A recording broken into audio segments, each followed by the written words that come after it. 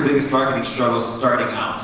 Yeah. Well, first off, when I started out, I had no money, and so I did what a lot of people aren't willing to do. And first, I got into the cleaning business not because I like to clean stuff. Actually, I hate it a lot, but I knew long term I wanted to systemize it so I could step out of it and put people in that place, and then I could, manage it and watch it run. So that was my long-term goal, and I'm almost there. But in the very beginning, I was banging doors. I was literally printing flyers at Staples, and they looked horrible. And I would knock on doors and I'd say, hey, I own a local window cleaning company called the Dirt Hunter, and I was just curious if you maybe want a free estimate for window cleaning.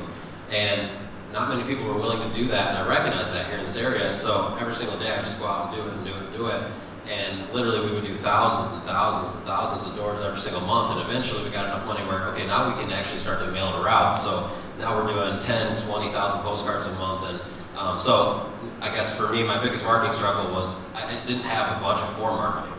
And so you gotta do what you gotta do to make it happen in the beginning. Well, what did you decide was the most important task that you outsourced? And let me go ahead and actually answer that question. But when you guys first started employing people, what was the first quality that you looked for in someone that you were employing? I don't think it's a question of what you outsource first. I think it's a question of what are you good at, what are you bad at. And for me, it was like, okay, I need to find somebody to do what I'm bad at first, and then that way I can focus on the thing I'm really good at. Yeah, Matt, you had an interesting experience with an employee where your car spontaneously bursted into flames while they were driving down the highway. Being a new business owner, number one, how did you overcome that situation? And two, how did you handle the employment of that person?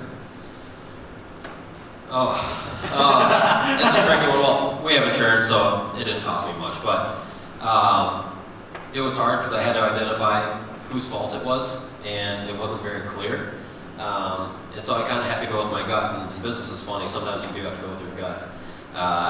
And unfortunately, that individual isn't with us anymore, obviously, but